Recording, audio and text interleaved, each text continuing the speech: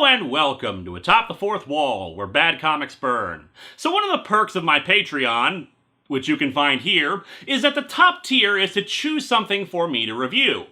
And we've got some stuff coming up in the next several weeks and the rest of the year to exemplify that. Hell, we've even got a video game review in the next few weeks. And how could a video game review go badly for me? Alright, but for this week, we've got ourselves a comic! Although the odd thing about it is that it's, well, kind of a lesser-known comic. Don't get me wrong, I'm more than happy to do that. We spotlight bizarre, unknown crap all the time on the show. It's just I expected when I opened the floodgates to choose the review subject that I would get like, I don't know, Final Crisis, One Moment in Time, even though I already did that, that horrible Legends of the Superheroes thing from 1979. Why the hell haven't I reviewed that? Whatever. The point is that today we're looking at an offering from Big Bang Comics. To explain Big Bang Comics, we have to go back to the 80s and a black and white anthology series called Megaton. Megaton was made by a guy named Gary Carlson, and it apparently included some of the first appearances of both Savage Dragon and Youngblood years before their debuts in Image. Carlson would go on to do a few other projects, debuting a few characters in other series, until finally in 1994 he created Big Bang Comics alongside Chris Ecker, starting with a 5-issue miniseries published by Caliber Comics. What was Big Bang Comics? An anthology homage to Gold and Silver Age superhero books. And when you consider that in 1994 the speculator boom was finally crashing, a comic homaging the goofier beginnings of superhero comics wasn't exactly in high demand. However, a second series followed, published by Image, that lasted for 35 issues and several specials. Since 2005, Big Bang Comics has been self-published, including presenting a lot of their characters in webcomics. In fact, they're still publishing books today. Next month is supposed to premiere Big Bang Universe #1. Today's offering is from 2006, and I think at this point we should just get into it. Let's dig into Big Bang Presents #3, Protoplasman, and see what we've got.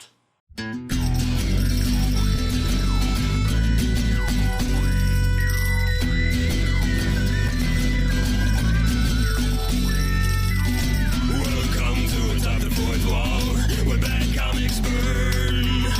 Linkara's gonna teach you all a lesson you won't learn. Brodsky, you're not the smartest. Life out, you're not an artist. Anyone who's had a bad comic published, it could be your turn. Linkara, he's a man.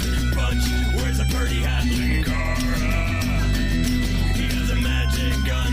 Where'd he purchase that? Linkara, coins, robots, Amazon and trucks. Linkara, this comic sucks. Linkara.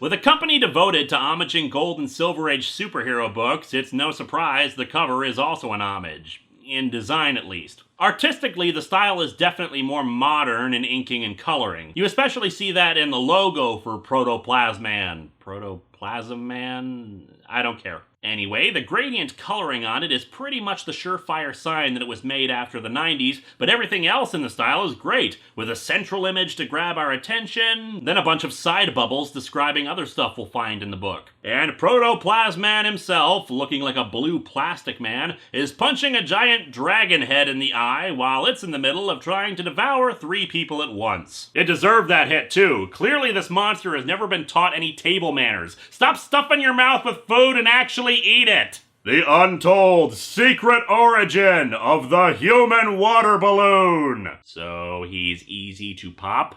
Action! Horror! Laughs! Ah yes, truly there is nothing more humorous than a woman yelling at her own reflection. Wait, what?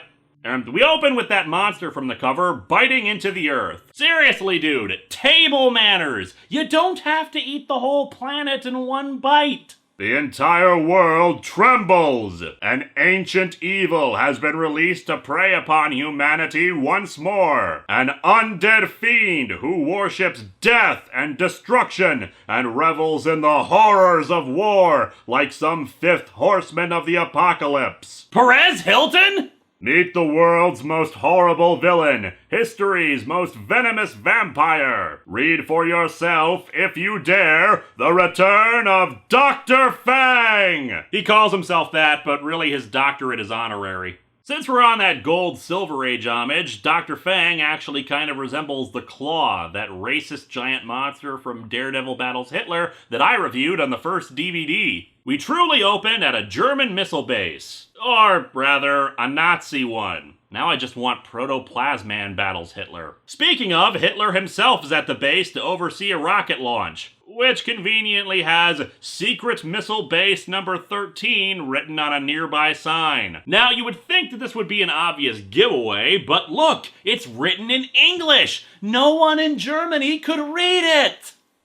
The missile was headed for London, but fortunately it overshot the city. Instead, it manages to fly all the way to the USA. It is a long-range prototype designed to cross the Atlantic Ocean and has a new target, Mammoth City, USA. Of course! Don't you know anything about science? There's something weird about using that clip when Hitler is actually involved.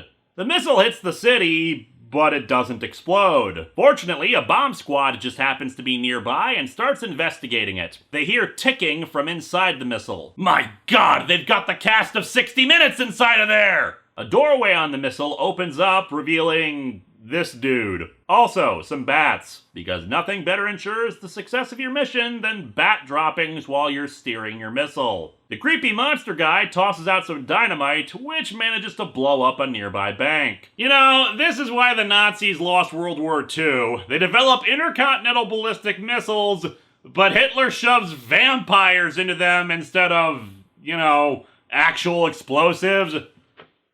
Well, that and America's werewolf programs. The military opens fire on Dr. Fang, but of course bullets are useless against him. He unleashes a swarm of bats to attack them. After scaring away a good chunk of people, he suddenly grabs this one kid in shorts and a sweater vest, and a Mo Howard haircut. Even in the 40s, that must have looked awful. He wants information from him, but the kid wants to know who he is. I am known by many names. I was Rasputin in Moscow, and Jack the Ripper in London. I was Fred in Circle Pines, and Steve in Sherman Oaks. It was a slow year. I am evil incarnate. I am Dr. Fang. Here, have one of my business cards. That's a pretty impressive resume. I don't think any of the theories about Jack the Ripper figured him to be a Nazi vampire. Dr. Fang reveals that Hitler has exiled him to America, which seems like kind of an odd thing for Hitler to do. Wouldn't he just keep him imprisoned or try to figure out how to use the vampiric nature to make his own army of Nazi vampires? Isn't this how Helsing started? The kid reveals where he is, much to the surprise of Dr. Fang, who suddenly grows hair in this panel. Weird. America? I haven't been here since 1865 at the Ford Theater. Okay, dude, now you're just name-dropping. Dr. Fang decides to conquer America himself. First, I'll need a base of operations and money. Real estate business, here I come. Or you could get into the construction business. I'd say you've got some good money there given how much destruction you've caused in this panel. From there, we get a splash page montage featuring Protoplasman fighting against Dr. Fang with his amazing Three Stooges technique, as we can see here. So, what's the deal? The most amazing hero on the face of the earth has appeared to battle the most foul of villains, living or dead. Only a man composed entirely of protoplasm, the very stuff of life itself, has a chance to defeat the horrible undead monster. Technically, couldn't just a guy with a pointy stick stand a chance against him? But who is this champion of justice, and where did he come from? What is the secret of the Protoplasman? His secret? He's actually a really vile anonymous hate commenter. 3 nights later, Dr. Fang tosses a powerful solvent onto a hydroelectric dam, the entire thing collapsing in mere seconds under such power. With that destruction done with, he transforms into a bat and flies off. In the blink of an eye, the undead anarchist transforms. Didn't he say earlier he wanted to conquer America? Anarchists are not really known for wanting to rule. Someone in a trench coat follows after the Castlevania monster, who arrives at the Mammoth City Waterworks. His plan is to drop poison into the water supply, but fortunately, the trench-coated guy arrives to stop him, though it's never explained how the hell he got inside. And he's even armed with silver bullets. The name's Jack Castle, Private Eye. You killed my brother. Father, prepare to die. I've killed thousands of people. You can't expect me to remember them all. But for me, it was Tuesday. Jake reveals that his brother's name was Butch, but all of a sudden, Dr. Fang pulls out a tiny version of Butch from nowhere, since his robes don't have pockets as far as I can see. In the shock of seeing the miniaturized Butch, Dr. Fang is able to toss some of his poison at Jake. His reflexes are fast enough to shoot it out of the air, and the liquid spills it out all over him. It turns out to be the same solvent that had been used earlier on the dam, so of course he starts to disintegrate under its effects. And yet another homage to the Gold and Silver Age. People suffering horrible, lingering, chemically induced deaths caused by Nazi vampires. I'd say I was kidding, but I've read EC Comics. It's not that far off. Jake Castle falls over the edge of the walkway into the open vat of water, which Dr. Fang happily pours some more chemicals into. However, two security guards suddenly approach. Curses! I thought the dam demolition would divert security here. Time to vamoose! Man, who knew that a water plant security force wouldn't be called upon to deal with a burst dam? Also, why the hell are you fleeing? I doubt average security guards are packing silver bullets. The guards wisely order the water supply to the city cut off so this doesn't spread, as well as spotting Jake Castle's gooey, disintegrating hand emerging from the water tank. And there's somebody in the tank! Here, buddy, let me give you a hand! I think you dropped this. And that's the story of how Jake Castle became the Joker. No, actually, they can't reach him to get him out of there, but decide to drain the water tank, which is apparently a big faucet on the ground floor. They do so, and we get this nice gooey mess. And the security guards flee when the water seems to disappear, and the goo starts moving. The goop starts forming into Jake Castle again. Those chemicals reduced me to protoplasmic slime. But I'm still alive somehow. I'm some sort of protoplasm man. It's a good thing this is an homage to older comics, otherwise I would be absolutely horrified by this. By concentrating, he can keep himself in a normal human shape and immediately decides he needs to go deal with Dr. Fang, except he also realizes he's quite nude and needs to do something about that. As such, he finds a rubber jumpsuit used by janitors to clean the tanks, as well as a pair of goggles, and he finds it helps him retain his shape. And soon he's gotten the hang of himself as he runs out of the place. I'm like a human water balloon! If that's the case, you should really stop running. In my experience, water balloons pop more on the ground than when they reach their target.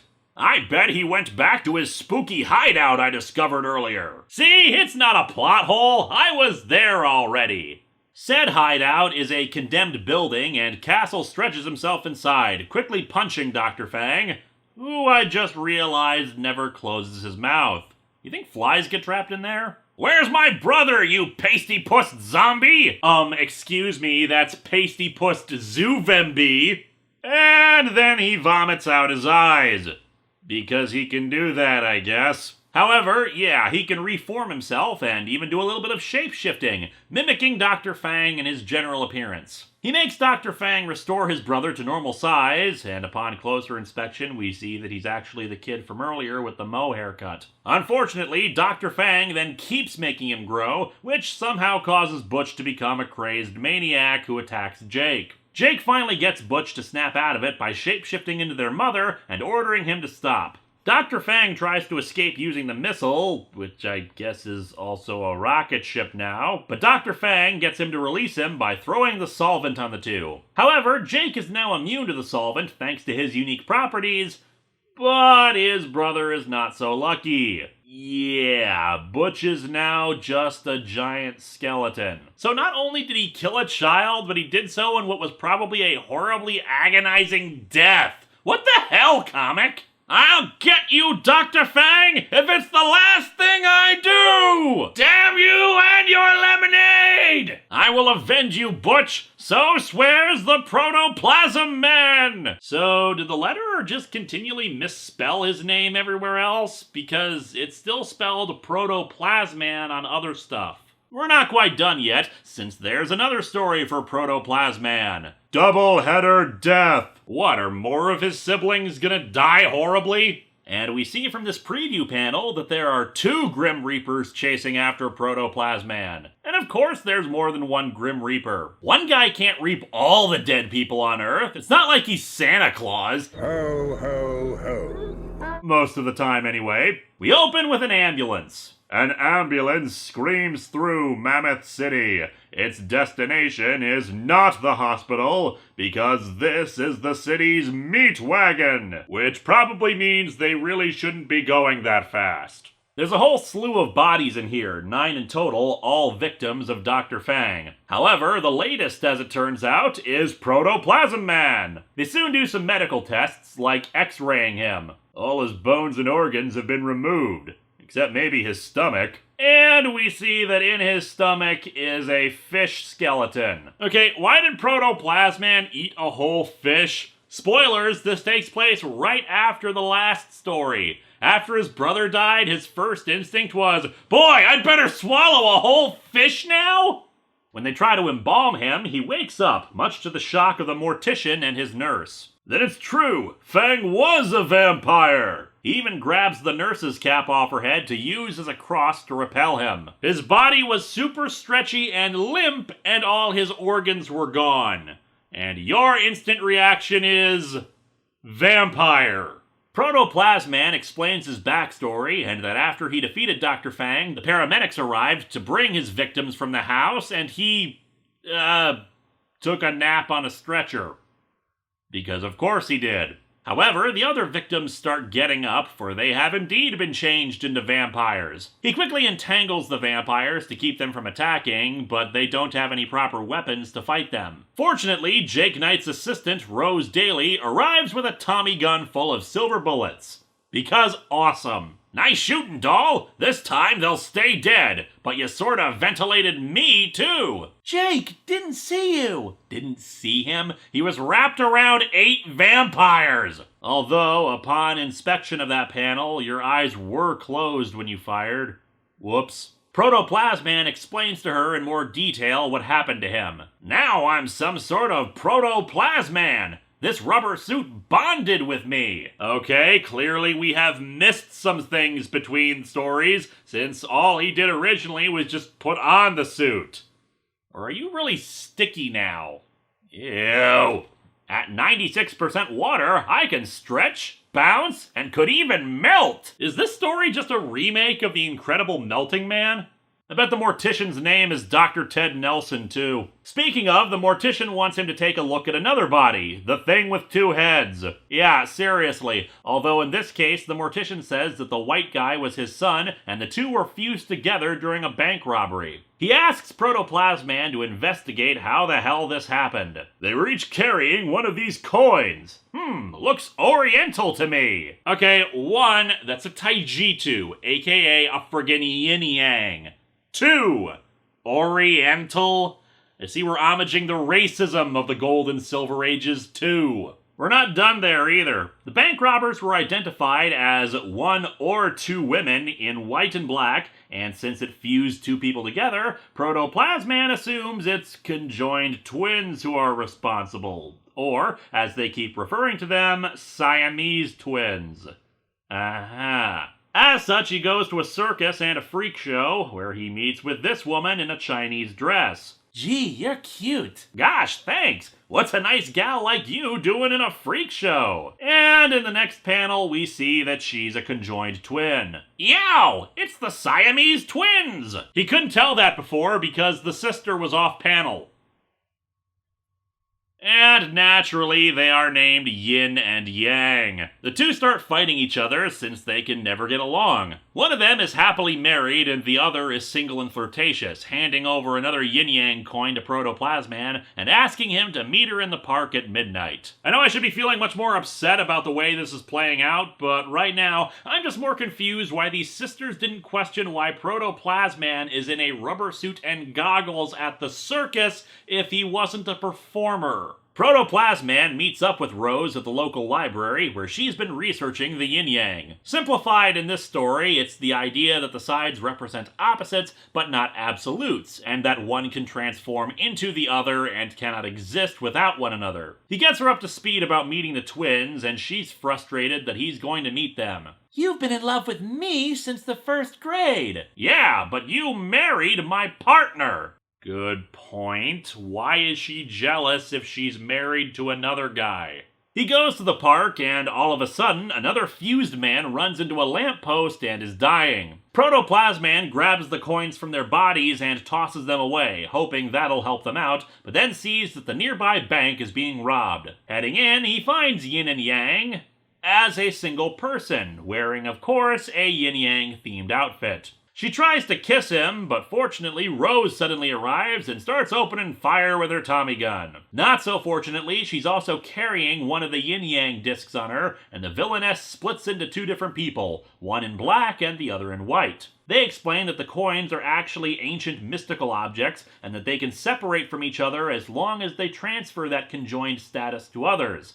Thus, Rose and Protoplasman begin to merge together. Their separation is only temporary, and they've been robbing banks to go to Tibet to get a mystic operation to separate themselves from each other permanently. Okay, makes sense, but is one of you still married? The marital statuses of our characters are still very much in the air. Since Rose will die if the merging continues, Protoplasman melts himself into his basest protoplasm form to keep himself from combining with her. It works, and she's okay, while he's just gooping ahead. He reforms again and attacks, forcing Yin to open fire on him with her own gun. However, the bullets ricochet and hit Yang in the back. Protoplasman says he'll go get help, but she tells him not to, declaring that she's finally free of her condition. However, the two then merge again, killing the other as well. And so our comic ends with this narration. Somewhere, a clock tower strikes 1 with a seemingly oriental tone.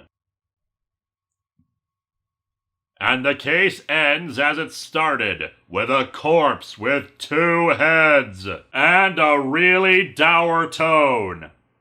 This comic is actually pretty good, just containing some problematic elements. Even if you were to say that phrases like Oriental and Siamese twins are just the language they would have used back in the day, it's still iffy to use them today and creates kind of an uncomfortable atmosphere in otherwise good material. I also take a bit of umbrage with killing Butch at the end of the first story. Or rather, not so much his death, since Jake Castle walked into things believing he was dead already, but just the horrific way he died, and then is completely ignored in the second story, which is supposed to take place immediately afterwards. However, if you ignore those parts, this is actually really entertaining. The superhero stuff is classic, and the origin fits right in with those kinds of stories. The pacing is not as quick as an actual comic from back then, but still pretty fast, which allows the stories to actually be done in a good length of time. Aside from the racial stuff involved with Yin and Yang, I actually thought the concept behind them as supervillains was pretty neat. Dr. Fang as a Nazi vampire is awesomely entertaining and makes for another great opening opponent. Although here's the really weird thing about this story that fascinates me. It's actually kind of like a hybrid of a superhero story and a Tales from the Crypt style EC horror comic. The gory and terrifying elements are there, but you've still got a superhero who's very much in the vein of those back in the day, rather charming and likable. Rose makes a great and active partner with her Tommy gun. But yeah, aside from those iffier parts to this, I actually really enjoyed this and hope to check out some more. Now, if you'll excuse me, I have to go start collecting footage for my next Patreon-sponsored review, which also involves vampires.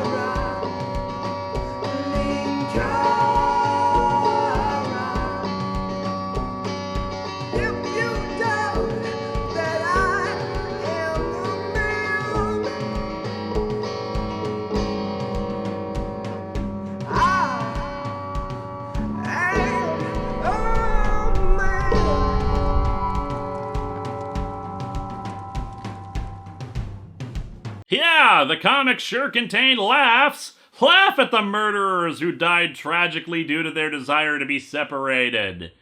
Ha ha ha.